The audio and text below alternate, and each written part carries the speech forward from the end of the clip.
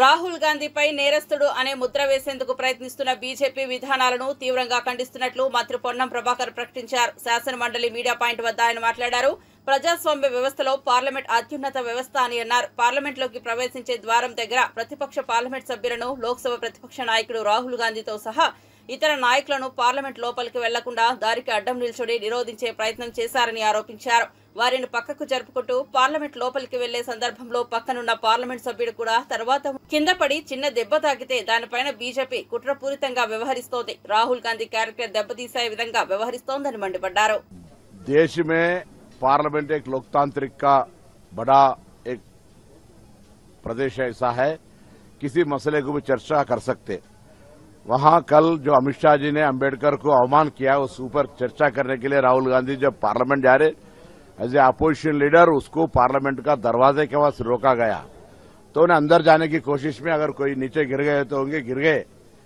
राहुल गांधी भी यह बात माना है, मगर उनको बीजेपी षड्यंत्र करके उसके ऊपर अटेम्प्ट मर्डर केस लगाना है, बहुत बड़ी गलत बात है। हम तेलंगाना प्रदेश कांग्रेस की तरफ से उस बहुत खंडन करते हुए हम सरकार को ये डिमांड करते हैं जो केस तुरंत विड्रा कर लीजिए और जो अंबेडकर जी को अवमान किया है, देश की कॉन्स्टिट्यूशन का निर्माता राज्यांग निर्माता अंबेडकर जी को आपने ऐसा ही बोल दिया तो उसके बारे में बीजेपी रिस्पॉन्ड करना है और अमित शाह को तुरंत मिनिस्ट्री से बरतरफ करना है, ये डिमांड करते हुए राहुल गांधी को तुरंत केस वापस लेके विड्रा करो।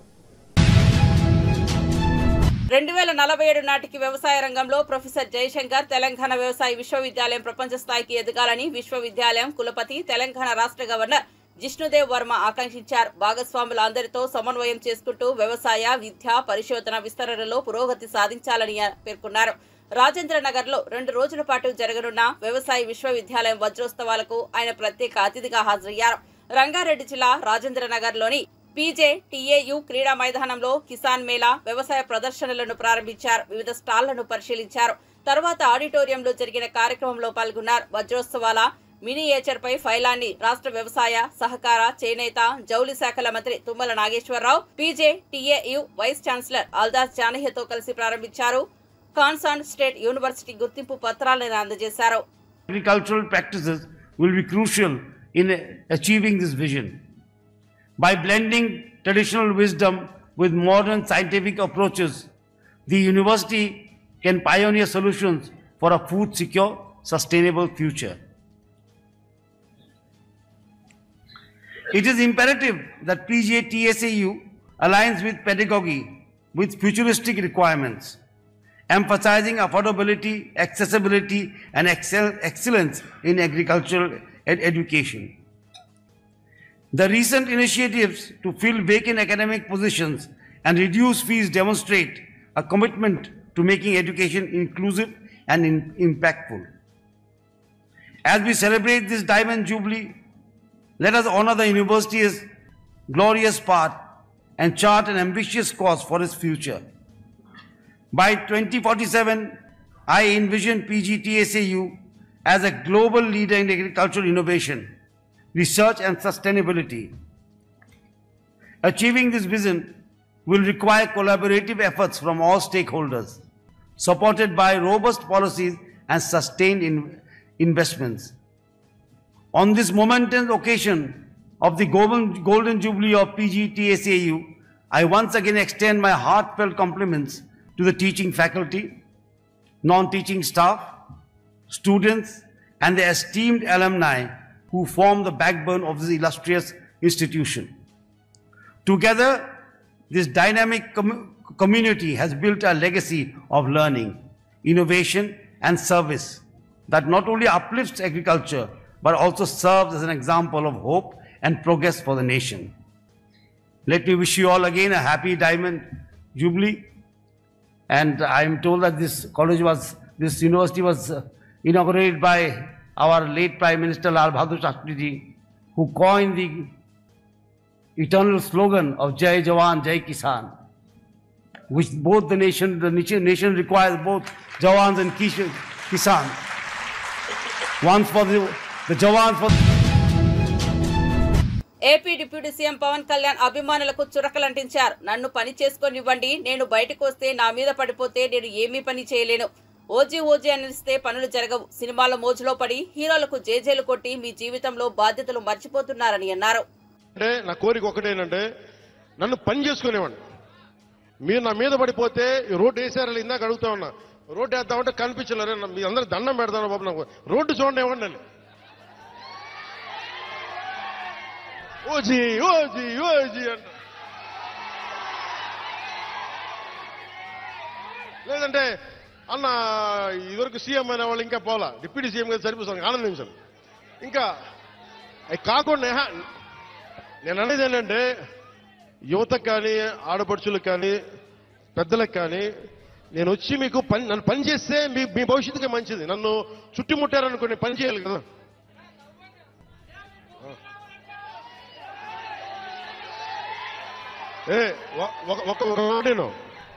ఒక మాటేనండి. ఉత్తరాంధ్రలో మీరు తెలుగు నేర్పించిన నేల ఇది, వాడుక భాష నేర్పించిన నేల ఇది, తిరుగుబాటు అంటే నేర్పించిన నేల ఇది.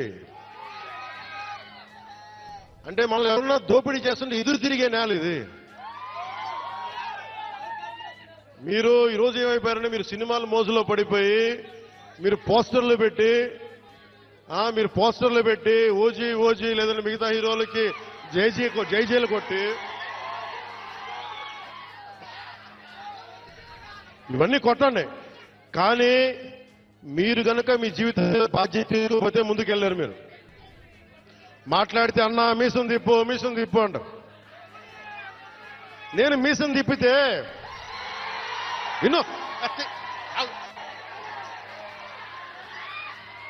మీసం తిప్పితే రోడ్లు పడవు.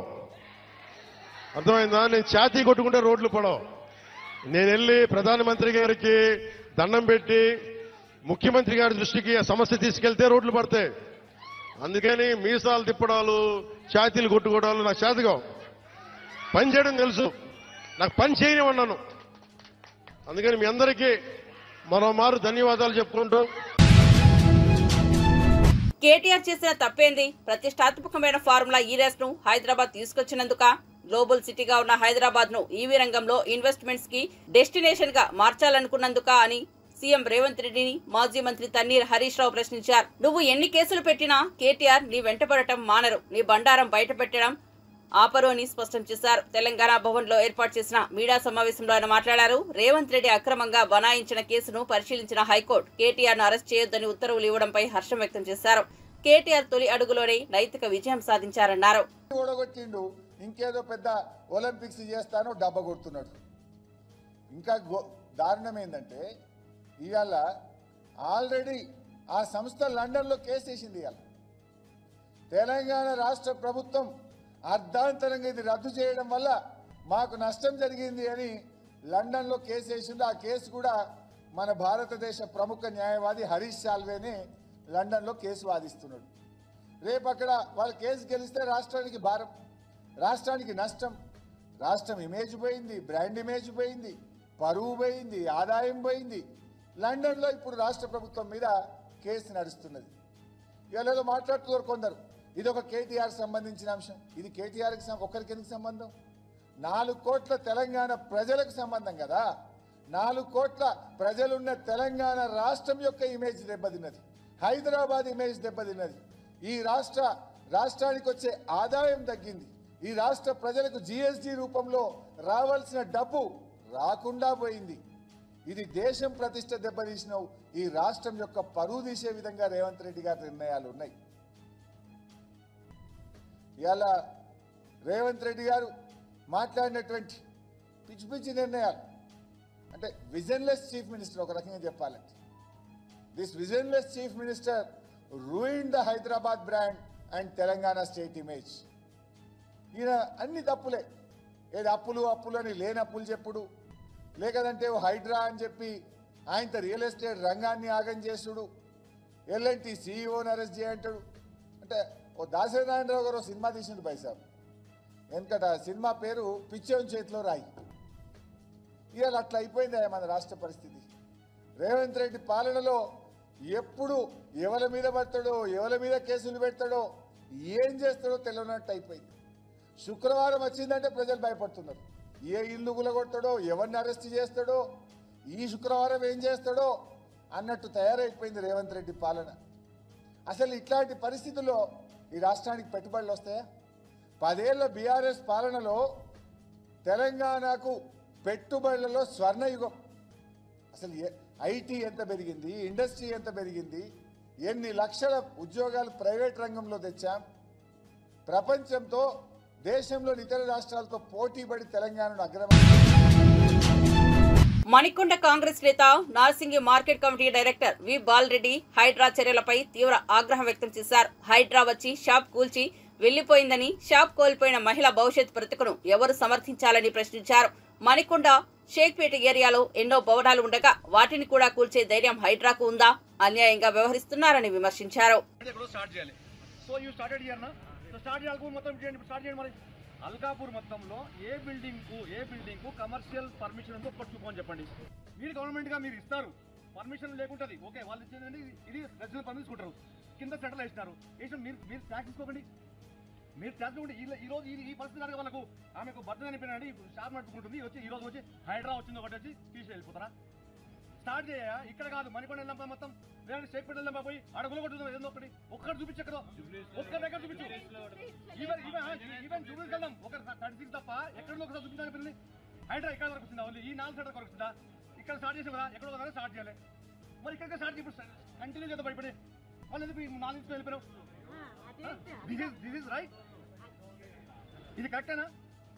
అంటే ఏం లేదండి. ఇగో ఎవడో ఒక్కడు బ్లాక్మెయిల్ చేయాలి. ఇక్కడ మనందరూ తెలుసు ఎప్పుడు తప్పులు జరుగుతూనే ఉంటాయి. ఆ తప్పులు ఎందుకు జరుగుతాయండి? గవర్నమెంట్ వల్ల జరుగుతాయి. గవర్నమెంట్ నీవు ఇవ్వకపోతే ఎందుకు చేస్తారండి? వీళ్ళు ఎందుకు చేస్తారు? పర్మిషన్ చెప్పాలి, నువ్వు ఇది కట్టినావు, ఇది కమర్షియల్ పెట్టినావు, ఇప్పుడు కింద సెటిల్ వేయొద్దు అని చెప్పాలి. అప్పుడే లేదు వేసినాడు, మరి ట్యాక్స్ తీసుకుంటావు. నువ్వు ఎలక్ట్రిసిటీ నువ్వు ట్యాక్స్ దాన్ని కమర్షియల్ తీసుకుంటావు. తీసుకొని లాస్ట్లో ఒక 5 ఏళ్ళ తర్వాత వచ్చి ఇప్పుడు పూల కొడతానంటే, తీసేస్తానంటే వాళ్ళు ఎక్కడే పోవాలి? వాళ్ళ ఎంప్లాయీస్ ఎక్కడ పోవాలి? ఆమె ఎక్కడ పోవాలి?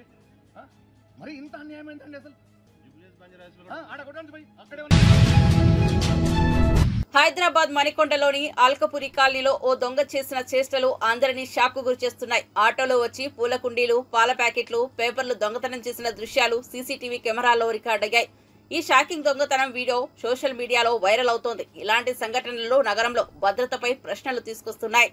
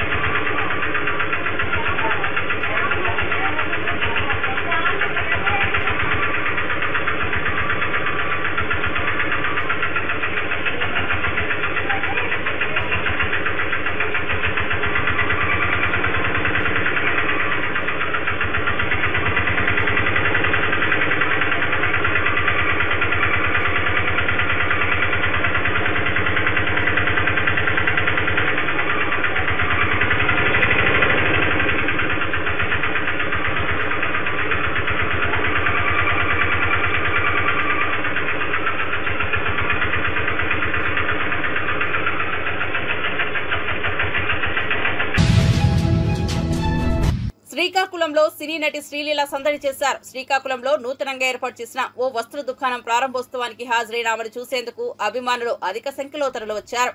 దీంతో ఆ ప్రాంతమంతా సందడిగా మారింది. ఈ కార్యక్రమంలో మంత్రి కింజరపు అచ్చెన్నాయుడు, ఎమ్మెల్యే గొండు శంకర్ తదితరులు పాల్గొన్నారు.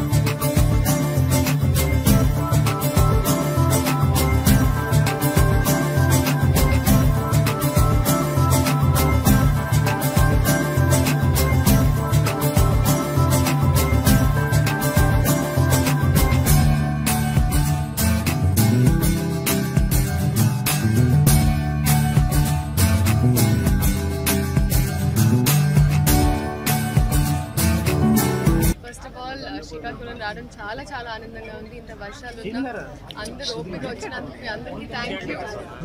అండ్ అలాగే ఫస్ట్ ఈ క్యాంపెయిన్ ఏదైతే గురుశంకర్ గారు నాయుడు గారు మేము ఫస్ట్ టైం యాక్చువల్లీ స్టేజ్ మీద మేము చెప్పాం కూడా, this is a no drugs campaign Andhra Pradesh నుంచి. It's a very good initiative. So ఎక్కడో నా చేత కూడా to be able to spread that message. Thank you so much అండి. అలాగే శ్రీకాకుళం ఫస్ట్ టైం రావడం జరిగింది. నా సినిమా రాబిన్ హుడ్ అని రిలీజ్ అవుతుందని నితిన్ గారు, తర్వాత రవితేజ గారు, అలాగే మిగతా అనౌన్స్మెంట్స్ నా సోషల్ మీడియా ద్వారా నేను చెప్తూ ఉంటాను.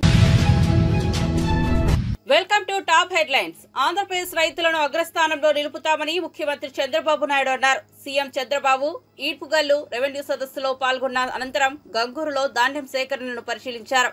ఈ పర్యటనపై ట్విట్టర్ వేదికగా స్పందిస్తూ ఆసక్తికర వ్యాఖ్యలు చేశారు. ఈ సందర్భంగా సీఎం రాష్ట్రంలో ధాన్యం సేకరణ తీరును క్షేత్రస్థాయికి వెళ్లి పరిశీలించానని, కృష్ణా జిల్లా గంగూరు రైతులతో మాట్లాడి ధాన్యం సేకరణ విధానంపై వారి అభిప్రాయాలు తెలుసుకున్నానని చెప్పారు.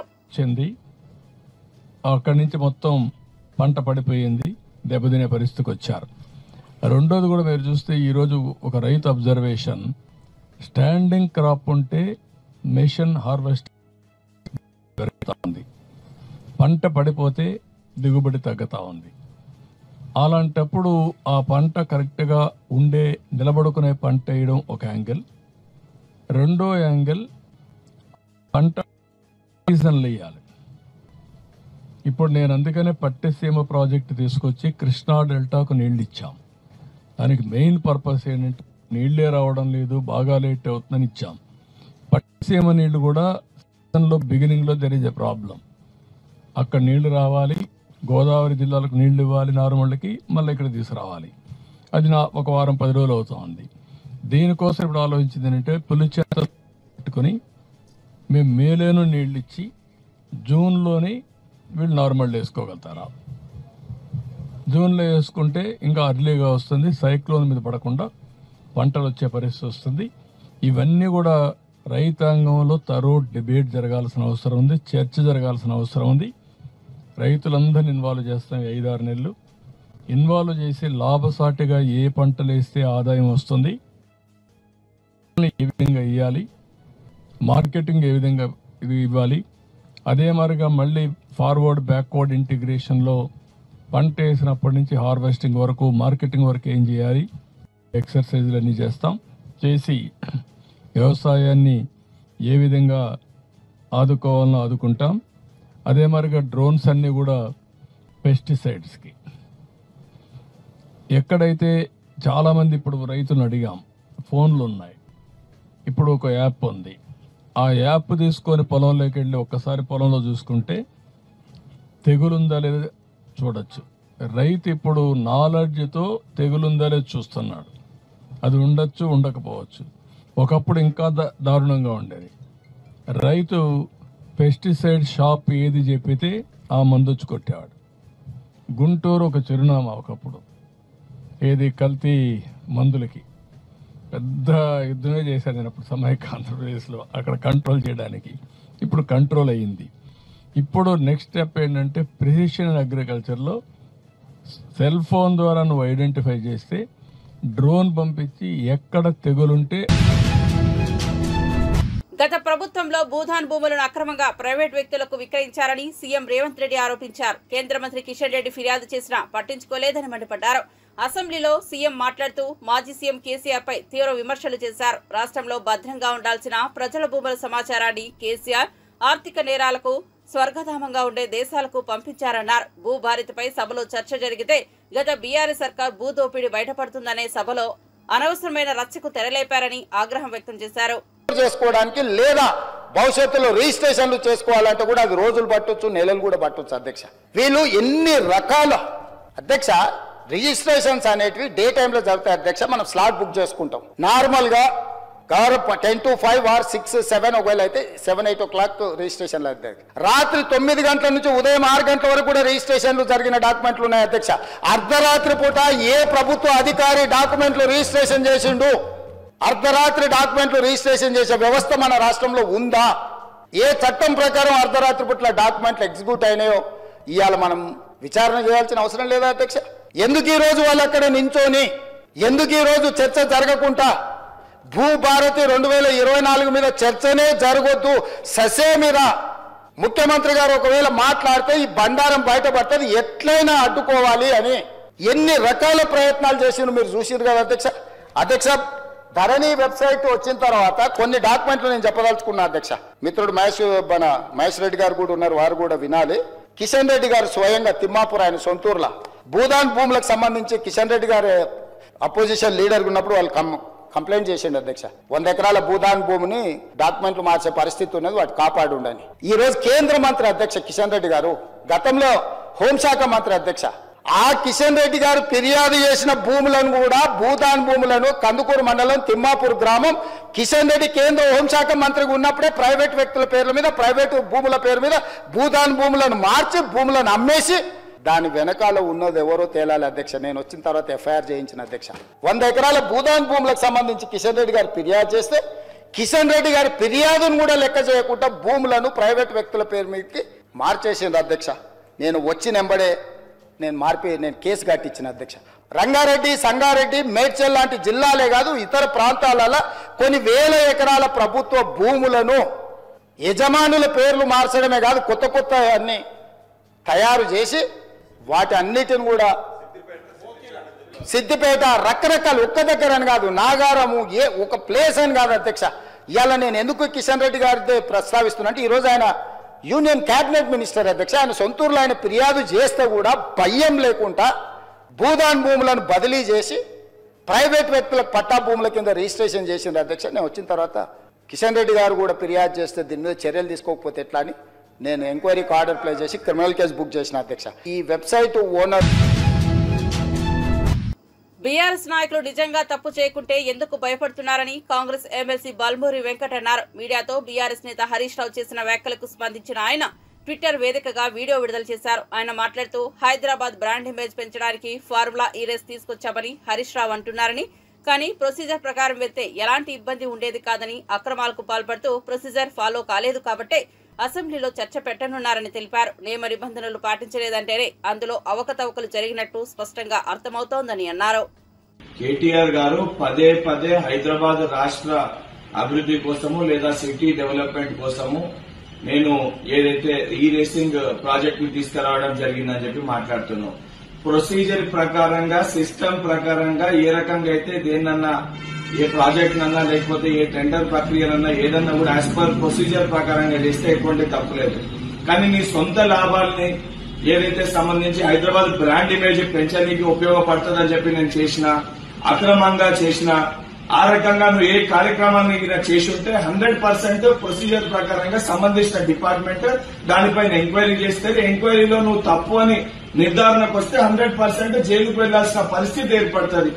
దానికి పదే నేను జైలుకు వెళ్తే భయపడను, జైలుకు వెళ్ళినా నేను స్లిమ్ అయి వస్తా, జైలుకు వెళ్లిన తర్వాత యోగా చేసి నేను సీఎం అయితా అని చెప్పి మాట్లాడే నువ్వు మరి ఎంక్వైరీయే కాకముందు అసలు ఏమీ బయటపడకముందు పదే జైలుకు వెళ్తానే భయం ఎందుకు నీలో కనబడుతుంది అంటే స్పష్టంగా ఏదైతే హైదరాబాద్ బ్రాండ్ ఇమేజ్ పేరు పైన నీ కుటుంబ ఇమేజ్ పెంచుకోనికి ఏదైతే ఆర్థికంగా స్థిరపడనికి నువ్వు ఏదైతే తప్పుదోవలో అడ్డగోలుగా అడ్డదారిగా వివరించినావని నీ యొక్క మాటలతో నీ వైఖరితో చాలా స్పష్టంగా కనబడుతుంది.